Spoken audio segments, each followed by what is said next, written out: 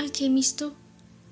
በማግስቱ ጠዋት በአልፋዩም የቴምር ዛፎች ውስጥ የተሸሸጉ 2000 የታጠቁ ጦረኞች ነበሩ።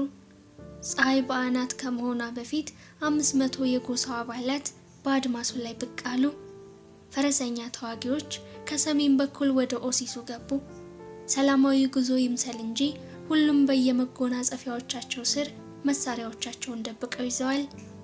በማዕከል አልፋዩም ወደሚገኘው ነጩ ድንኳን ሲደርሱ ባለ አንድ አፍ ሰይፎቻቸውንና ጠመንጃዎቻቸውን አወጡ። ከዚያም በድንኳኑ ላይ ጥቃት ሰነዘሩ። ድንኳኑ ግን ባዶ ነበር። የኦሲሱ ሰዎች የበረሃውን ፈረሰኞች ከበው በግማሽ ሰዓት ውስጥ ከአንዱ በስተቀር ሁሉንም ወራሪዎች ፈጇቸው።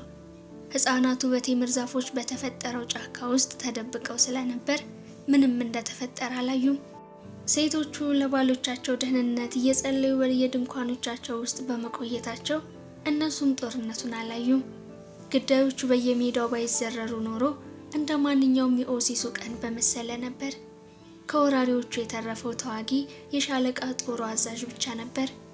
የዚያኑ ዕለት ከሰዓት በኋላ የጎሳው መሪዎች ፊት ቀርቦ ትውፊቱን ለምን እንደጣሰ ተጠየቀ። አዛዡም ሰዎቹ ረሃብና ጥም እንደጎዳቸው ከአያሌ ቀናት የጦር ውለው በኋላ እንደደከሙና በዚህ ምክንያት ኦሲሱን ዘርፈው ወደ ጦርነቱ ለመመለስ መወሰናቸውን ተናገረ። የጎሳ መሪው ለሞቱት ሰዎች ማዘናቸውን፣ ነገር ግን ትውፊቱን መታደጋቸውን ተናገሩ። አዛዡም የውርደት ሞት እንዲሞት ፈረዱበት። በስለት ወይም በጥይት በመገደል ፋንታ በአንድ የሞተ የዘንባባ ዛፍ ላይ ተሰቅሎ አካላቱ በበረሃው ንፋስ እንዲበጣጠቅ ተፈረደበት። የጎሳ መሪው ብላቴናውን አስጠርተው 50 ወርቆችን ሰጡት። ስለ የግብፁ ዮሴፍ ነግረውት የነበረውን ታሪክ ነግረውት ብላቴናው የኦሲሱ አማካሪ እንዲሆን ጠየቁት። ጀንበር ስትጠልቅና የመጀመሪያዎቹ ከዋክብት ሲታዩ ብላቴናው በደቡብ አቅጣጫ መጓዝ ጀመረ። በመጨረሻም አንድ ብቸኛ ድንኳን ተመለከተ። አልፎ ሂያጅ አረቦችም ስፍራው በጂኒዎች የተያዘ እንደነበረ ነገሩት። ብላቴናው ግን ቁጭ ብሎ መጠበቁን ተያያዘው። ጨረቃ በማዕከለ ሰማይ እስክትታይ ድረስ አልኬሚስቱን አላየውም ነበር። አልኬሚስቱ 2 የሞቱ ጭልፊቶችን በትከሻው ተሸክሟል። መጥቻለሁ አለው ብላቴናው። መምጣት አልነበረብህም መለሰ አልኬሚስቱ። ወይስ ዕጣ ፈንታ ይሆን እዚህ ያመጣህ? በጎሳዎች መካከል የተነሱ ጦርነቶች እስካሉ ድረስ በረሃውን ማቋረጥ አይቻልም። ለዚህ ነው የመጣሁት። አልኬሚስቱ ከፈረሱ ወረደ። ብላቴናው ወደ ድንኳኑ አብሮት እንዲገባ ምልክት ሰጠው። ኦሲሱ ውስጥ እንዳሉት እንደ ብዙዎቹ ድንኳኖች አይነት ነው። አልኬሚስቶች ይጠቀሙባቸዋል ብሎ ያሰባቸውን እንደ ማቅለጫ አይነት ቁሶች ፈለገ። አንድም አላገኘም። ጥቂት መጻሕፍት፣ ምግብ ማብሰያ ምድጃ እንዲሁም በምስጢራዊ ንድፎች የተሸፈኑ ምንጣፎች ናቸው ያሉት። ተቀመጥ፣ የሆነ ነገር እንጠጣና እነዚህን ጭልፊቶች እንበላቸዋለን አለ አልኬሚስቱ። ብላቴናው ጭልፊቶቹ ትናንት ያያቸው ጭልፊቶች ሊሆኑ እንደሚችሉ ቢጠራጠርም ምንም አልተናገረም። አልኬሚስቱ እሳት አያያዘ። ብዙም ሳይቆይ በጣፋጭ መዓዛ ድንኳኑን ሞላው። ከሁቃዎች መዓዛ በበለጠ መዓዛ። ስለምን ልታገኘኝ ፈለግህ? ብላቴናው ጠየቀው። በንግሮቹ ምክንያት አልኬሚስቱ መለሰለት። ነፋሱ እንደምትመጣና እገዛ እንደሚያስፈልግህ ነግሮኛል። ነፋሱ ስለኔ አይደለም የተናገረው፣ ስለ ሌላኛው የውጭ ዜጋ፣ ስለ እንግሊዙ ነው። አንተን በመፈለግ ላይ ያለው እሱ ነው። እሱ አስቀድሞ ሊያከናውናቸው የሚገባ ነገሮች አሉ። ሆኖም ትክክለኛው መስመር ላይ ነው። በረሃውን ለመረዳት ሙከራውን ጀምሯል። ታዲያ እኔስ? አንድ ሰው ከልቡ የሆነ ነገር ሲሻ ዓለሙ ሁሉ ያ ሰው ህልሙን እውን ያደርግ ዘንድ ሊያግዘው ይነሳል አለ አልኬሚስቱ የአረጋዊውን ንጉሥ ቃላት መልሶ እያስተጋባ። ብላቴናው ሐሳቡ ገብቶታል። ወደ ዕጣ ፈንታው ለመድረስ የሚያግዘው አንድ ሌላ ሰው አግኝቷል። እና ልታስተምረኝ ነዋ? አይደለም፣ ማወቅ ያለብህን ሁሉ አውቀኸዋል። እኔ ወደ ድብቅ ሀብትህ አቅጣጫ ልመራህ ብቻ ነው። የጎሳ ጦርነቱ እኮ አለ። ብላቴናው ሐሳቡን ደገመው። በረሃ ውስጥ ምን እየተፈጠረ እንዳለ አውቃለሁ። አዱኛዬን እኮ አግኝቻለሁ። ግመል አለኝ። ከክሪስታል መደብሩ ያጠራቀምሁት ገንዘብ አለኝ። 50 ቁራጭ ወርቆች አሉኝ። በአገሬ የናጠጥኩ ሀብታም ሆናለሁ። ነገር ግን ከእነዚህ አንዳቸውም ከፒራሚዶቹ የተገኙ አይደሉም አለ አልኬሚስቱ። ፋጡማም አለችኝ። ካገኘሁት ሀብት ሁሉ ትበልጣለች። እሷን ብትሆን ከፒራሚዶቹ አልተገኘችም። በጸጥታ ተመገቡ። አልኬሚስቱ አንድ ጠርሙስ ከፈተና በብላቴናው ብርጭቆ ውስጥ ቀይ ፈሳሽ ጨመረ። ከቀመሳቸው ወይኖች ሁሉ በጥፍጥናው ወደር የማይገኝለት ወይን ነው። ወይን እዚህ አልተከለከለም እንዴ? ወደ አፍ የሚገባው ሳይሆን ከአፍ የሚወጣው ነው የሚያረክሰው አለው አልኬሚስቱ። አልኬሚስቱ ፍርሃት ይረጫል። ብላቴናው ግን ወይኑን ሲጠጣ ተዝናና። በልተው ሲጨርሱ ከድንኳኑ ውጪ ከዋክብቱን ባደበዘዛቸው ደማቅ የጨረቃ ብርሃን ተቀመጡ። እየጠጣ ራስህን አስደስት አለ አልኬሚስቱ። ብላቴናው ደስተኝነት እየተሰማው እንደሆነ አስተውሎ፣ ዛሬ ሌሊት ልክ ለፍልሚያ እንደሚዘጋጅ ተዋጊ በደንብ ረፍ። ልብ ባረፈችበት የትኛውም ስፍራ ሀብትህን እንደምታገኙ አስታውስ። እግረ መንገድህን የተማርከው ነገር ሁሉ ትርጉም ይኖረው ዘንድ ያንን ሀብት ማግኘት አለብህ። ነገ ግመልህን ሽጥና ፈረስ ግዛ። ግመሎች አታላዮች ናቸው። በሺህ የሚቆጠሩ እርምጃዎችን ተጉዘውን ፈጽሞ የሚደክሙ አይመስሉም። ከዚያ ድንገት በርከክ ይሉና በዛ ይሞታሉ። ፈረሶች ግን ቀስ በቀስ ነው የሚደክሙት። ሁሌም እነሱ ምን ያህል ሊያገለግሉ እንደሚችሉና መቼ እንደሚሞቱ ታውቃለህ። በተከታዩ ምሽት ብላቴናው ፈረስ ላይ ጉብ ብሎ ወደ አልኬሚስቱ ድንኳን መጣ። አልኬሚስቱም ዝግጁ ነበርና ሰንጋ ፈረሱ ላይ ወጥቶ ፋልኮኑን በግራ ትከሻው ላይ ያስቀመጠ። ብላቴናውንም በበረሃ ውስጥ ሕይወት ያለበትን ስፍራ አሳየኝ። የሕይወት ምልክቶችን ማየት የሚችሉ ብቻ ናቸው ድብቅ ሀብት ማግኘት የሚችሉት አለው። በአሸዋዎቹ ላይ በጨረቃ ብርሃን መጋለብ ጀመሩ። በረሃው ውስጥ ሕይወት ማግኘት መቻሌን እንጃ ሲል አሰበ ብላቴናው። በረሃውን ያን ያህል አላውቀውም። አልኬሚስቱን እንደዚሁ ሌላው ፈልጎ ነበር፣ ነገር ግን ፈርቶታል። ጭልፊቶችን አይቷቸው የነበረበት አለታማ ስፍራ ደረሱ።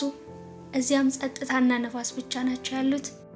በረሃ ውስጥ ሕይወት እንዴት ማግኘት እንደሚችል አላውቅም አለ ብላቴናው። ሕይወት መኖሩን አውቃለሁ፣ ሆኖም የት ልፈልገው እንደምችል አላውቅም። ሕይወትን ይስባል መለሰለት አልኬሚስቱ። ይህኔ ብላቴናው ነገሩ ገባው። በአለቶቹና በአሸዋው ላይ እየጋለበ ላለው ፈረሱ ልጓሙን አላላለት። አልኬሚስቱ ለግማሽ ሰዓት ያህል የብላቴናውን ፈረስ ተከተለው። የኦሲሱ የቴምርም ሆነ የዘንባባ ዛፎች አሁን ከእይታቸው ውጭ ሆነዋል። ከበላያቸው ያለችውን ግዙፍ ጨረቃና በበረሃው አለቶች ላይ የሚንጸባረቀው ብርማ ብርሃን ብቻ ናቸው የሚታዩቸው። በድንገት ያለምንም ግልጽ ምክንያት የብላቴናው ፈረስ ዝግ ብሎ መጓዝ ጀመረ። እዚህ ሕይወት አለ አለው ብላቴናው አልኬሚስቱን። እኔ የበረሃውን ቋንቋ አላውቀውም፣ ፈረሴ ግን የሕይወትን ቋንቋ ያውቃል። ከፈረሶቻቸው ወረዱ። አልኬሚስቱ ምንም አልተናገረም። በዝግታ እየተራመዱ አለቶቹን ፈተሹ። አልኬሚስቱ ድንገት ቆመና ወደ መሬት አጎነበሰ። ድንጋዮቹ መሃል የሆነ ጉድጓድ አለ። አልኬሚስቱ እጁን ከዚያም እስከ ክርኑ ድረስ ቀጥሎም እስከ ትከሻው ድረስ ወደ ጉድጓዱ አስገባ። እዚያ ጉድጓድ ውስጥ የሆነ ነገር እየተንቀሳቀሰ ነው። ለልጁ የሚታዩት የአልኬሚስቱ አይኖች ብቻ ናቸው። የእነዚህ አይኖች እንቅስቃሴ ለብላቴናው የአልኬሚስቱን ጥረት ይነግረዋል። እጁ ደግሞ ጉድጓዱ ውስጥ ካለ የሆነ ነገር ጋር እየታገለ ይመስላል። ከዚያም ብላቴናውን ባስደነቀው እንቅስቃሴ እጁን አወጣና ፈንጠር አለ። በእጁ የእባብ ጭራ ይዟል። ብላቴናው ከአልኬሚስቱ ራቅ ብሎ ፈንጠር አለ። እባቡ የበረሃውን ጸጥታ በሚያሰማው የቁጣ ድምፅ ረብሾ በኃይል ታገለው። በደቂቃ ሰውን መግደል የሚችል መርዝ የሚተፋ ኮብራ ነው። መርዙን ተጠንቀቀው አለ ብላቴናው። ምንም እንኳን አልኬሚስቱ እጁን ጉድጓድ ውስጥ ያስገባና ያለ ጥርጥር ተነድፎ ቢሆንም ሁኔታው የቀዘቀዘ ነበር። የአልኬሚስቱ ዕድሜ 200 ዓመት ነው ብሎ ነግረውት ነበር እንግሊዙ። መቼም ስለ የበረሃው እባቦች ምን ማድረግ እንዳለበት አይጠፋውም። ባልንጀራው ወደ ፈረሱ ሄዶ ሰይፉን ሲያወጣ ብላቴናው ተመለከተው። በስለቱም አሸዋው ላይ አንድ ክብ ሰራና እባቡን እዚያ ውስጥ አስቀመጠው። እባቡ ወዲያውኑ ዘና አለ። አታስብ አለ አልኬሚስቱ፣ ከክቡ አይወጣም። በረሃው ውስጥ ሕይወት አግኝተሃል። ይህ ነው የሚያስፈልገኝ ንግር። ለምንድን ነው ግን ያን ያህል አስፈላጊ የሆነው? ምክንያቱም ፒራሚዶቹ በበረሃው የተከበቡ ናቸው። ብላቴናው ስለ ፒራሚዶቹ ማውራት አልፈለገም፣ ከፍቶታል። ከትናንት ምሽት ጀምሮ ሐዘን እየተሰማው ነው። ሀብቱን ፍለጋውን ሊቀጥል ነው ማለት ፋጡማን ሊተዋት ነው ማለት ነው። የበረሃውን መንገድ እመራለሁ አልኬሚስቱ ተናገረ። ኦሲስ ውስጥ መቆየት ፈልጋለሁ መለሰ ብላቴናው። ፋጡማን አግኝቻለሁ። ለእኔ ደግሞ እሷ ከድብቅ ሀብት ትበልጥብኛለች። ፋጡማ የበረሃው ሴት ናት አለ አልኬሚስቱ። ወንዶች ለመመለስ ሲሉ ርቀው መሄድ እንዳለባቸው ታውቃለች። በዚያ ላይ እሷ አዱኛዋን አግኝታለች፣ አንተን። አሁን ደግሞ አንተ የምትፈልገውን ነገር ታገኝ ዘንድ ትመኛለች። እኔ ለመቅረት ብወስንስ? ምን እንደሚፈጠር ልንገርህ። የኦሲሱ አማካሪ ትሆናለህ። ብዙ በጎችና ብዙ ግመሎችን መግዛት የሚያስችሉ ወርቆች ይኖርሃል። ፋጡማን ታገባታለህ። ለ1 ዓመት ያህል ሁለታችሁም ደስተኞች ትሆናላችሁ። በረሃውን መውደድ ትጀምራለህ። 50 ሺውንም የዘንባባ ዛፎች አንድ በአንድ ታውቃቸዋለህ። ዓለም ሁልጊዜም እንዴት እንደሚለዋወጥ ያሳዩ ዘንድ ሲያድጉ ታያቸዋለህ። ንግሮችን የመረዳት ችሎታም እየተሻሻለ ይሄዳል። ምክንያቱም በረሃው እዚህ መምህራን ካሉ ሁሉ የበለጠ ምርጥ መምህር ነው። በሁለተኛው ዓመት ስለ ድብቅ ሀብትህ ታስታውሳለህ። ንግሮቹ ስለሱ ደጋግሞ ቢነግሩህም ችላ ልትላቸው ትሞክራለህ። እውቀትህን ለኦሲሶና ለነዋሪዎቹ ደህንነት ታውለዋለህ። የጎሳው መሪዎች የምትሰራውን ያደንቁልሃል። ግመሎችህም ብልጽግናና ስልጣንን ያመጡልሃል። በሶስተኛው ዓመት ንግሮቹ ስለ ሀብቱና ስለ እጣ ፈንታ መናገራቸውን ይቀጥላሉ። አንተ በየምሽቱ ኦሲስ ውስጥ መዟዟር ታበዛለህ። ፋጡማ ደግሞ ከፍለጋ ያደናቀፈችህ እሷ እንደሆነች ስለሚሰማት ደስታ ይርቃታል። ሆኖም ትወዳታለህ። እሷን ፍቅሯን መልሳ ትሰጥሃለች። እሷ እንደ በረሃ ሴትነቷ ባሏን መጠበቅን ስለምታውቅ እዚሁ ቅርብ ብላ እንዳልጠየቀች ታስታውሳለህ። ስለዚህም አትወቅሳትም። ነገር ግን ምናልባት መሄድ እችል ይሆናል ብለህ በማሰብ ብዙ ጊዜ በበረሃው አሸዋ ላይ መለስ ቀለስ ትላለህ። ለፋጡማ ያለህን ፍቅር ይበልጥ ልትተማመንበት ስለመቻልህ እያሰብክ። ምክንያቱም ኦሲሱ ላይ የሚያቆይ ፈጽሞ ተመልሼ ባልመጣስ የሚል ስጋትህ ነው። በዚህ ጊዜ ንግሮቹ ድብቅ ሀብትህ ለዘላለም ተቀብሮ መቅረቱን ይነግሩሃል። ከዚያ በአራተኛው ዓመት ንግሮቹ ስለተውካቸው ይተውሃል። የጎሳ መሪዎችም ይህንን ይረዱና ከአማካሪነት ስልጣንህ ያስነሱሃል። ያኔ ግን የብዙ ግመሎችና ከፍተኛ መጠን ያለው ንብረት ባለቤት የሆነ ከበርቴ ነጋዴ ትሆናለህ። በቀሪው ሕይወትህ ዕጣ ፈንታህን አለመከተልህና አሁን ለመጀመርም መዘግየትህ እየታወቀ ትኖራለህ። ፍቅር አንድን ሰው ዕጣ ፈንታውን ከመከተል እንደማያግደው መገንዘብ አለብህ። ፍለጋውን ከተወው ፍቅሩ ድሮም እውነተኛ ፍቅር፣ የሁለንታን ቋንቋ የሚናገር ፍቅር አልነበረም ማለት ነው። አልኬሚስቱ አሸዋው ላይ የሳለውን ክብ አጠፋው። እባቡ ወደ አለቶቹ ተስቦ ገባ። ብላቴናው ሁልጊዜም ወደ መካ መጓዝ የሚፈልገውን የክሪስታል ነጋዴ አልኬሚስቱን ፍለጋ የመጣውንም እንግሊዝ አሰባቸው። በበረሃው የምታምነውንም ሴት አሰባት። ወደ አፈቀራት ሴት ያመጣውንም በረሃም አሻግሮ ተመለከተው። በየፈረሶቻቸው ተቀመጡ። አሁን ወደ ኦሲሱ በሚመልሳቸው መንገድ አልኬሚስቱን የሚከተለው ብላቴናው ነው። ነፋሱ የኦሲሱን ድምጾች ተሸክሞ አመጣላቸው። ብላቴናው የፋጡማን ድምጽ ነጥሎ ለመስማት ሞከረ። በዚህ አንድ ኮብራ በክብ መስመር ውስጥ ባየበት ምሽት ግን ትከሻው ላይ ገዲያ ሞራ አስቀምጦ የሚጋልበው አስገራሚ ፈረሰኛ ስለ ፍቅርና ስለ ድብቅ ሀብት፣ ስለ በረሃው ሴቶችና ስለ ብላቴናው ዕጣ ፈንታ አውርቶለታል። አብሬ እሄዳለሁ አለ ብላቴናው። ወዲያውኑም በልቡ ሰላም ተሰማው። ነገ ጀንበር ከመውጣቷ በፊት እንነሳለን ነበር የአልኬሚስቱ ብቸኛ ምላሽ። ብላቴናው እንቅልፍ ባይኑ ሳይዞር አደረ። ጎህ ከመቅደዱ ከ2 ሰዓታት በፊት ድንኳን ውስጥ ከተኙት ልጆች አንዱን ቀስቅሶ የፋጡማን መኖሪያ ጠየቀው። ወደ እርሷ ድንኳን ሲደርሱ ብላቴናው ለልጁ አንድ በግ ለመግዛት የሚበቃውን ያህል ወርቅ ሰጠው። ከዚያም ይህንኑ ጓደኛውን ፋጡማ ወደተኛችበት ድንኳን ሄዶ ቀስቅሶ እየጠበቃት መሆኑን እንዲነግርለት ጠየቀው። ወጣቱ አረብም እንደተጠየቀው በማድረጉ ለሌላ በግ መግዣ የሚበቃው ወርቅ ተሰጠው። አሁን ለብቻችን ተሆን አለው ብላቴናው አረቡን። አረቡም የኦሲሱን አማካሪ በመርዳቱ ኩራት እየተሰማው እንዲሁም በጎች ለመግዛት የሚያስችለው በቂ ገንዘብ በማግኘቱ እየተደሰተ ወደ እንቅልፉ ተመለሰ። ፋጡማ በድንኳኑ መግቢያ ብቅ አለች። ሁለቱ ወደ ዘንባባዎቹ ሄዱ። ብላቴናው ይሄ ድርጊታቸው ትውፊቱን መጣስ መሆኑን ቢያውቅም አሁን ያ አሳሳቢ አይደለም። መሄዴ ነው አላት። እንደምመለስ እንድታውቂልኝ ይፈልጋለሁ። አፈቅርሻለሁ። ምክንያቱም ተው። ፋጡማ አቋረጠችው። አንድ ሰው የሚፈቀረው ስለተፈቀረ ብቻ ነው። ለማፍቀር ምክንያት አያስፈልገውም። ብላቴናው ግን ቀጠለ። ህልም አየሁ፣ ከንጉስም ተገናኘሁ፣ ክሪስታል ሸጥኩ፣ በረሃውንም አቋረጥኩ። ጎሳዎቹ ጦርነት በማወጃቸው ምክንያት ደግሞ አልኬሚስቱን ፍለጋ ወደ ውሃው ጉድጓድ ሄድኩ። ስለዚህም የማፈቅርሽ መላው የሁለንታ አካላት አንቺን አገኝሽ ዘንድ ስለረዱኝ ነው። ተቃቀፉ። አንዳቸው አንዳቸውን ሲነኩ የመጀመሪያቸው ነው።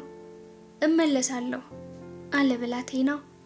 ከዚህ በፊት በረሃውን በናፍቆት እመለከተው ነበር አለች ፋጡማ። አሁን ግን በተስፋ ነው የማየው። አንድ ቀን አባቴ ሄደ፣ ሆኖም ለእናቴ ነው የተመለሰላት። ከዚያ ጊዜ ወዲህ ሁል ጊዜም ተመልሶ ይመጣል። ሌላ ምንም አልተነጋገሩም። በዘንባባዎቹ ውስጥ ጥቂት ተራመዱ። ከዚያም ብላቴናው ድንኳኗ ደጃፍ ላይ ትቷት ሄደ። እመለሳለሁ ልክ አባትሽ ለእናትሽ እንደተመለሱላቸው አለት። የፋጡማ አይኖች በእንባ እንደተሞሉ አየ። እያለቀስሽ ነው? እኔ የበረሃ ሴት ነኝ አለች ፊቷን ቀለስ እያደረገች። ከሁሉም በላይ ግን ሴት ነኝ። ፋጡማ ወደ ድንኳኗ ተመለሰች። የቀን ፀሐይ በወጣች ጊዜም ለዓመታት ያከናወነቻቸውን የዕለት ስራዎቿን ልትሰራ ወጣች። ነገሩ ሁሉ ግን ተቀይሯል። ብላቴናው ከእንግዲህ ኦሲሱ ውስጥ አይኖርም። ኦሲሱም ለትላንት ብቻ የነበረው ትርጉም ከእንግዲህ አይኖረውም።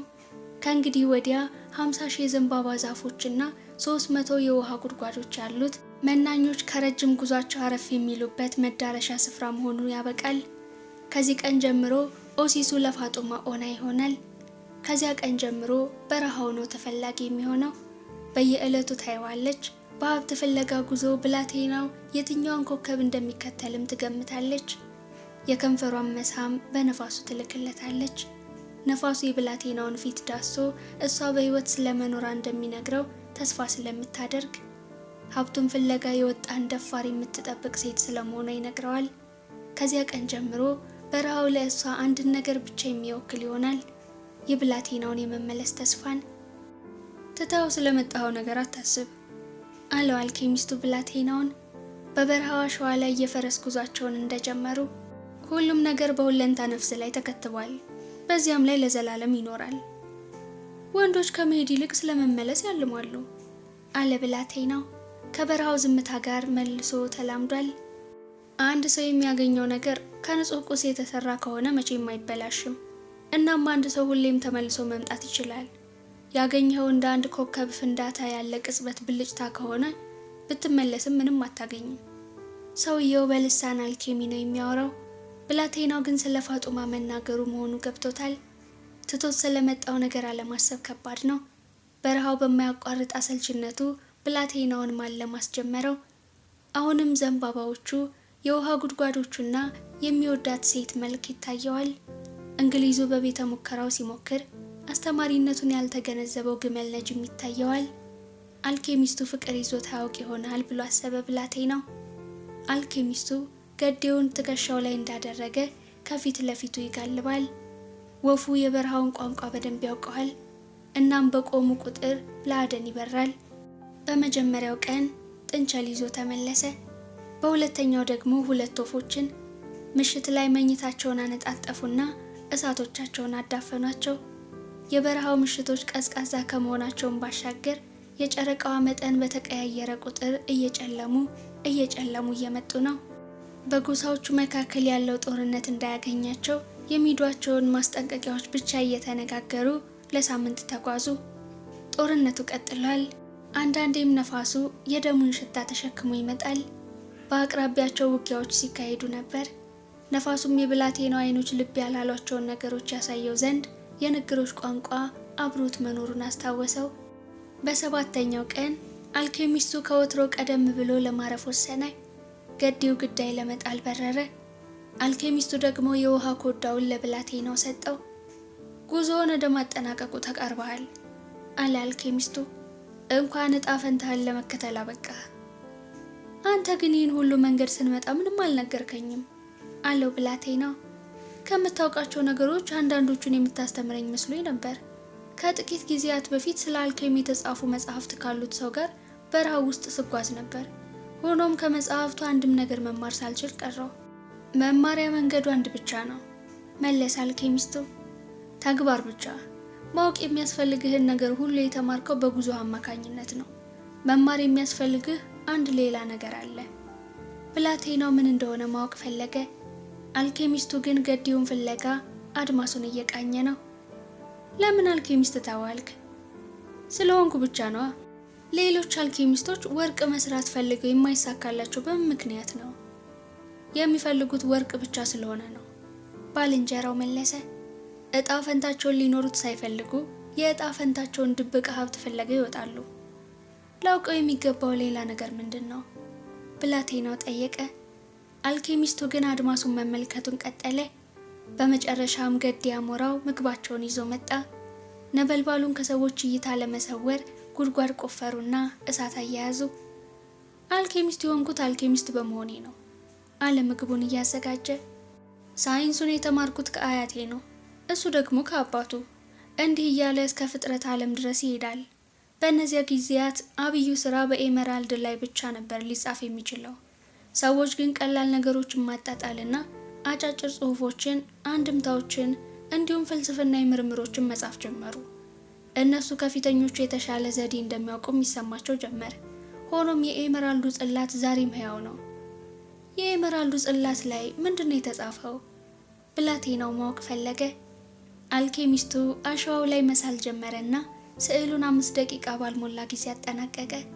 እሱ እየሳለ ያለ ብላቴናው ስለ አረጋዊው ንጉስና ያን ቀን ስለተገናኙባት ስፍራ አስታወሰ። ገጠመኙ ከብዙ ዓመታት በፊት ያጋጠመው አይነት ሆኖበታል። የኤመራልዱ ጽላት ላይ የተጻፈው ይሄ ነው አለ አልኬሚስቱ እንደጨረሰ። ኮድ ነው አለ ብላቴናው በትንሹ እየተበሳጨ። የእንግሊዙ መጽሐፍት ውስጥ ያየሁትን ይመስላል። አይመስልም አልኬሚስቱ መለሰ። የእነዚያን ጭልፊቶች በረራ ነው የሚመስለው። በአመክንዮ ብቻ ሊረዱት አይቻልም። የኤመራልዱ ጽላት ወደ ሁለንታ ነፍስ በቀጥታ መግቢያ ነው። ጠቢባን ይህ ዓለም የገነት ቅጂ መሆኑን ይገነዘባሉ።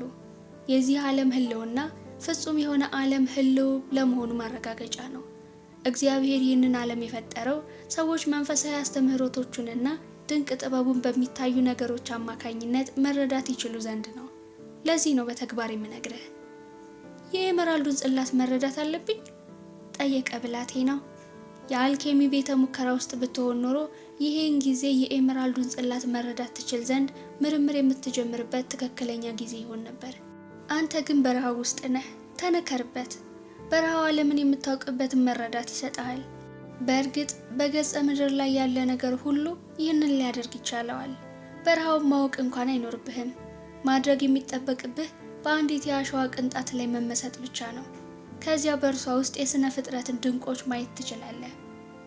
ራሴን በረሃ ውስጥ የምነክረው እንዴት ነው? ልብህን አዳምጥ። ልብህ ከሁለንታ ነፍስ በመምጣቱና አንድ ቀንም ወደዚያ የሚመለስ በመሆኑ ሁሉንም ነገር ያውቃል። ለ2 ቀናት ያህል በረሃውን በዝምታ አቋረጡ።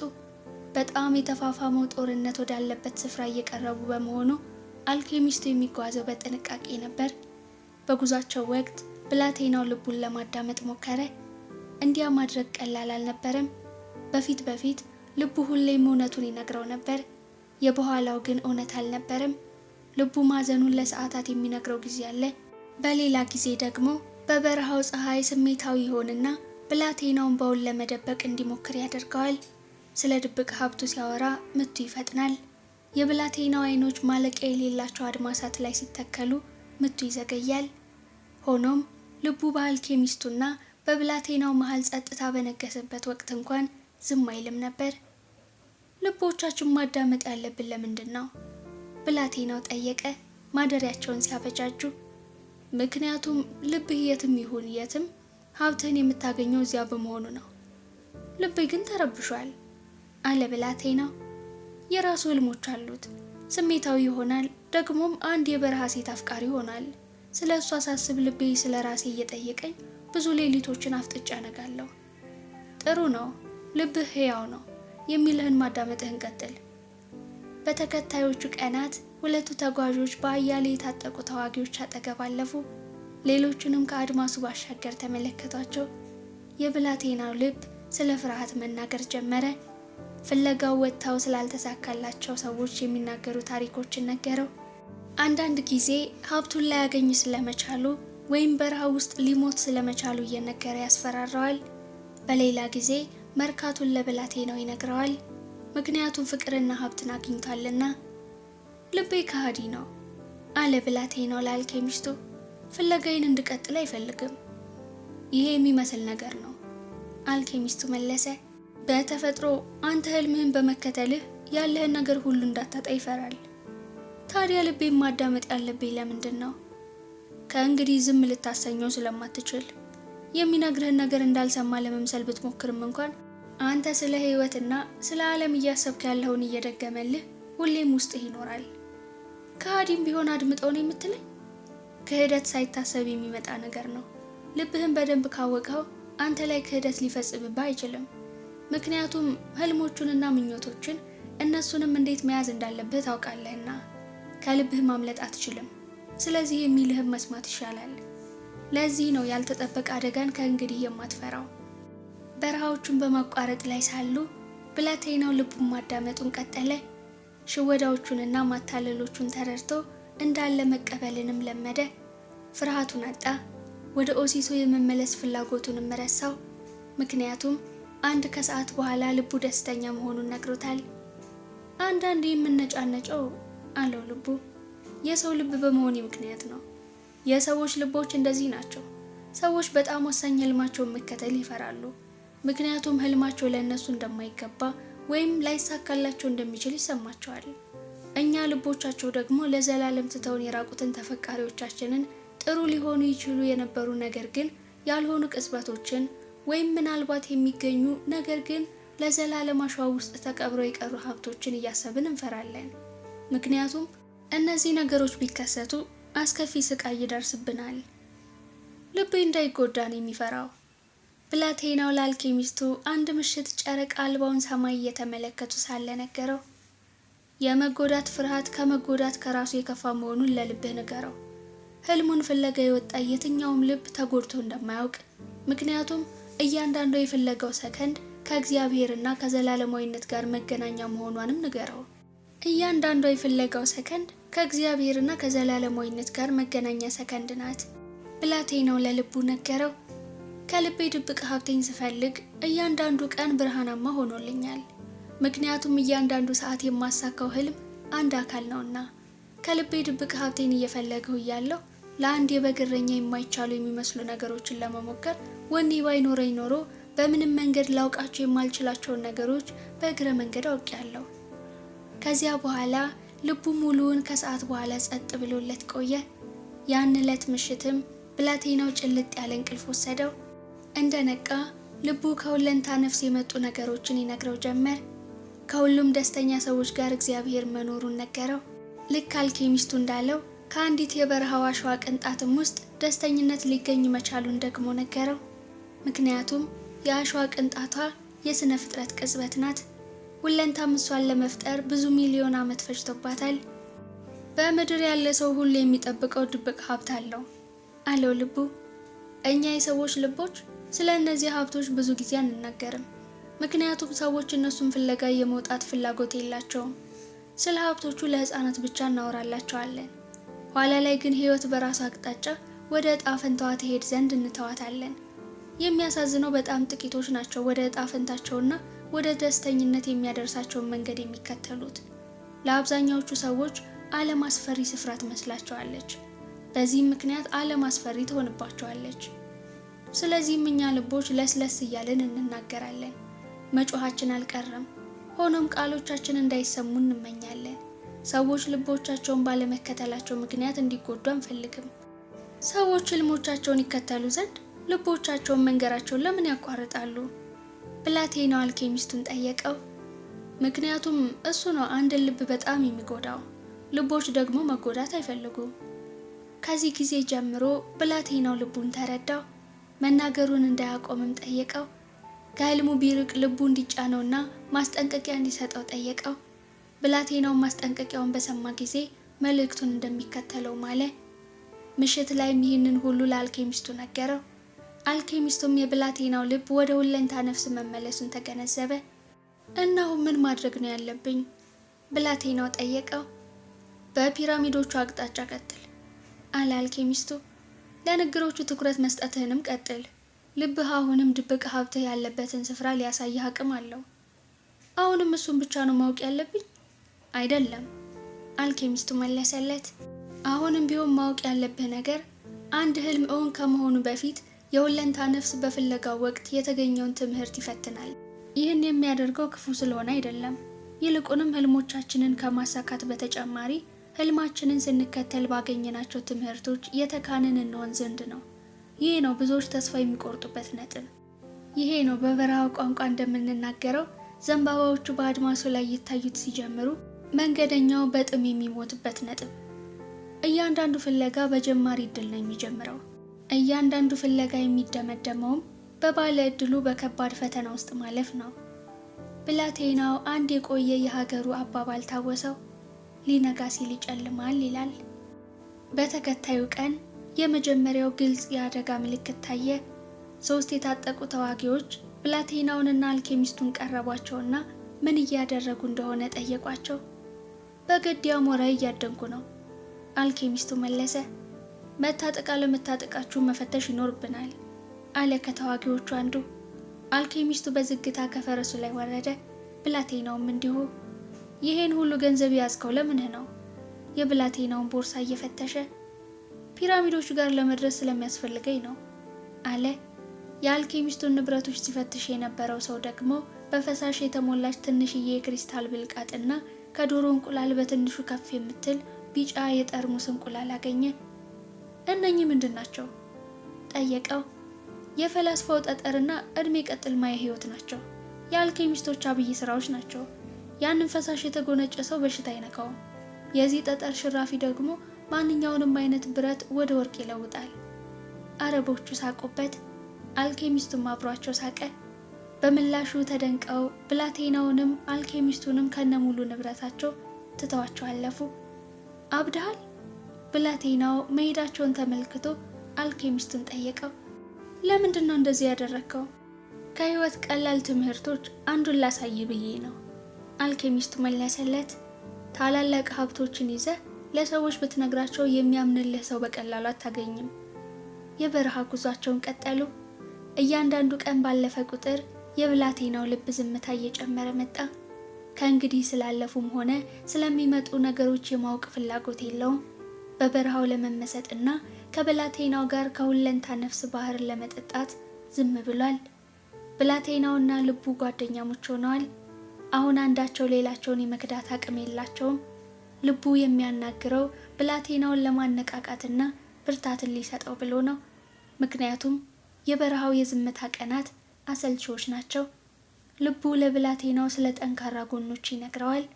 በጎቹን እስከ መተውና እጣ ፈንታውን እስከ መከተል ስላደረሰው ወኔው፣ እንዲሁም ክሪስታል መደብሩ ውስጥ ስለነበረው ጥንካሬውም ይነግረዋል። ልቡ ብላቴናው ልብ ያላለውን ነገር ነግሮታል። አስግተውት ስለነበሩ ግን ደግሞ ስላላስተዋላቸው አደጋዎች። አንድ ጊዜ ብላቴናው ከአባቱ የወሰደውን ጠመንጃ ራሱን እንዳያቆስል ብሎ ልቡ እንደደበቀበት አወራለት። ብላቴናው በጣም ታሞ መስክ ላይ ወደ ላይ ሲለው ቆይቶ ከባድ እንቅልፍ የተኛበትን ቀንም አስታወሰው። ከፊቱ በርቀት ብላቴናውን ገድለው በጎቹን ሊዘርፉት መንገድ ላይ ሲጠብቁት የነበሩ 2 ሌቦች ነበሩ። እሱ ባጠገባቸው ሳያልፍ በመቅረቱ ግን መንገዱን ቀይሮ የሄደ መስሏቸው ጉዟቸውን ቀጥለዋል። የሰው ልቡ ሁሌም መረዳቱ ነው? ብላቴናው አልኬሚስቱን ጠየቀው። እጣ ፈንታቸውን ለማድረግ የሚጣጣሩ ሰዎች ልቦች ከሆኑ ብዙ ጊዜ ረዳቶች ይሆናሉ። ሆኖም ህፃናትን፣ ሰካራሞችንና አዛውንቶችንም ጭምር ልቦቻቸው ይረዷቸዋል። ይሄ ማለት ፈጽሞ አደጋ ያጋጥመኝም ማለት ነው? ልብ የሚችለውን ያደርግልሃል ማለት ብቻ ነው አለ አልኬሚስቱ። ከሰዓት በኋላ ጉዟቸውን ከተዋጊ ጎሳዎች በአንደኛው ሰፈር አለፉ። በሰፈሩ ጥጋጥግ ቆንጆ ቆንጆ ነጫጭ ጀለቢያ የለበሱ አረቦች ከነሙሉ ትጥቃቸው ዝግጁ ሆነው ይታያሉ። ሰዎቹ ሁቃዎቻቸውን እያጨሱ የፍልሚያ ገድሎቻቸውን ያወራሉ። ለሁለቱ ተጓዦች ትኩረት የሰጣቸው የለም። አደጋ የለም አለ ብላቴናው ሰፈሩን እያለፉ ሲሄዱ። አልኬሚስቱ የተናደደ መሰለ። በልብህ ተማመን፣ ነገር ግን በረሃ ውስጥ መሆንን አትዘንጋ። ሰዎች እርስ በርሳቸው ሲዋጉ የሁለንታ ነፍስ የፍልሚያውን ጩኸት መስማት ትችላለች። ከፀሐይ በታች ባሉ ነገሮች ጦስ ከሚመጡ ችግሮች የሚያመልጥ የለም። ሁሉም ነገሮች አንድ ናቸው ሲል አሰበ ብላቴናው። ከዚያም በረሃው የአልኬሚስቱን ንግግር ትክክለኛነት ማሳየት የፈለገ ይመስል 2 ፈረሰኞች ከኋላቸው መጡባቸው። ከዚህ ማለፍ አትችሉም አለ አንደኛው። ጎሳዎቹ የሚፋለሙበት ስፍራ ላይ ነው ያላችሁት። ርቅ አልሄድም አልኬሚስቱ መለሰለት። የፈረሰኛው አይኖች ላይ አይኖቹን ተክሎ ለጥቂት ጊዜ መሃላቸው ዝምታ ሰፈነ። ከዚያም አልኬሚስቱና ብላቴናው ጉዟቸውን ይቀጥሉ ዘንድ ተስማሙ። ብላቴናው የሐሳብ ልውውጡን በአድናቆት ተመልክቷል። እነዚያ ፈረሰኞች ላይ በአስተያየት ተጽዕኖ አሳረፍክባቸው አለ። አይኖችህ የነፍስህን ብርታት ያሳያሉ አልኬሚስቱ መለሰ። እውነት እኮ ነው ብሎ አሰበ ብላቴናው። በጦር ሰፈር ውስጥ ከበርካቶቹ መሳሪያ የታጠቁ ሰዎች መሃል አይኖቹን ተክሎ ሁለቱን የሚመለከታቸው አንድ ሰው እንደነበር አስተውሏል። ሩቅ ከመሆኑ የተነሳ መልኩን መለየት እንኳን አይቻልም። ብላቴናው ግን ያ ሰው እሱንና አልኬሚስቱን ይመለከታቸው እንደነበረ እርግጠኛ ነው። መጨረሻ ላይ በአድማሱ ላይ የተዘረጉትን ተራሮች እንዳለፉ ፒራሚዶቹ ጋር ለመድረስ የ2 ቀን መንገድ ብቻ እንደቀራቸው ነገረው። የመለያያ ጊዜያችን ከደረሰ አለ ብላቴናው፣ ስለ አልኬሚ አስተምረኝ። ስለ አልኬሚ እኮ አሁንም ታውቃለህ። አልኬሚ የሁለንታን ነፍስ ዘልቆ የመግባትና ለአንተ ብቻ ተብሎ የተቀመጠልህን ሀብት የማግኘት ነገር ነው።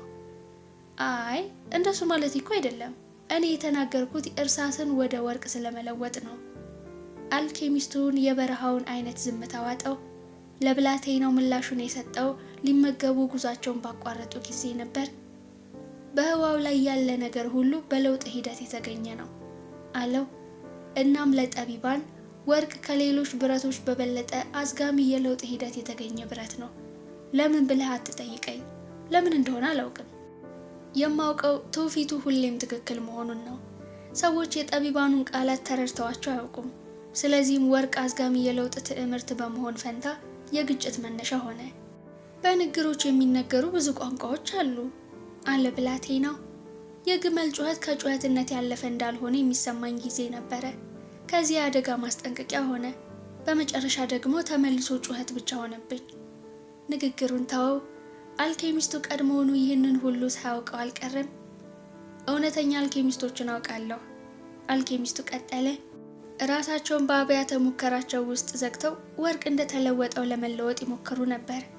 በኋላ የፈላስፋውን ጠጠር አገኙ። ምክንያቱም አንድ ነገር ወደ ሌላ ቅርጽ ሲለወጥ በዙሪያው ያሉ ነገሮች ሁሉም አብረውት ይለወጣሉ። ሌሎች በአጋጣሚ ጠጠሩን አገኙት። ቀድሞውንም ተሰጥኦ ነበራቸው። ነፍሶቻቸውም ከሌሎች ነፍሶች ይልቅ ለእንዲህ ያሉ ነገሮች የተዘጋጁ ነበሩ። ሆኖም ከቁጥር አይገቡም። እጅግ በጣም ጥቂቶች ናቸው። ደግሞ ሌሎችም ነበሩ፣ ወርቅ ብቻ የሚፈልጉ። ምስጢሩን በፍጹም አላገኙትም። እርሳስ፣ መዳብና ብረት ሊያሳኩት የሚገባ የየራሳቸው እጣ ፈንታ እንዳላቸው ዘንግተዋል። በሌላው እጣ ፈንታ ጣልቃ የሚገባ ማንም ቢሆን የራሱን እጣ ፈንታ ማወቅ እንኳን አይቻለውም። የአልኬሚስቱ ቃላት እንደ እርግማን ተስተጋቡ። ከመሬት ላይ አንድ ቅርፊት ታነሳ። ይሄ በረሃ ባህር ነበር አለ። እኔም አስተውየዋለሁ ብላቴናው መለሰ። አልኬሚስቱ ቅርፊቱን ለብላቴናው እያቀበለው ጆሮው ላይ እንዲያደርገው ነገረው። ልጅ እያለ ብዙ ጊዜ እንደዚህ አድርጎ የባህሩን ድምፅ ሰምቷል። ባህሩ እዚህ ቅርፊት ላይ ቀርቷል። ምክንያቱም እጣ ፈንታው ይሄው ነው።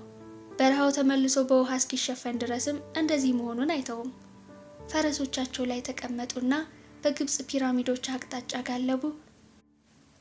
የብላቴናው ልብ የአደጋ ድምፅ በሰማ ጊዜ ጀንበር እየጠለቀች ነበር። ግዙፍ ግዙፍ በሆኑ የአሸዋ ጋራዎች ተከበዋል። ብላቴናው እሱም የሆነ ነገር ተሰምቶት እንደሆነ ብሎ አልኬሚስቱን ተመለከተው። አልኬሚስቱ ግን ምንም አይነት አደጋ መኖሩን የተረዳ አይመስልም። ከ5 ደቂቃ በኋላ 2 ፈረሰኞች ከፊታቸው እየጠበቋቸው እንደሆነ ተመለከተ። ለአልኬሚስቱ ምንም ከመናገሩ በፊት 2 ፈረሰኞች 10 ሆኑ። ከዚያም ከየአሸዋ ጋራዎቹ ስር ወጥተው አካባቢውን አጥለቀለቁት። ሙሉ ሰማያዊ ለብሰው በጥምጣማቸው ዙሪያ ጥቁር ቀለበቶችን ያጠለቁ ጎሰኞች ናቸው። ፊታቸው ከዓይኖቻቸው በቀር በሰማያዊ አይነ ርግቦቻቸው ተሸፍነዋል። ገና ከሩቅ ሳይቀር አይኖቻቸው የነፍሶቻቸውን ጥንካሬ ያሳያሉ። እኒሁ አይኖቻቸው ስለ ሞትም ይናገራሉ። ይቀጥላል።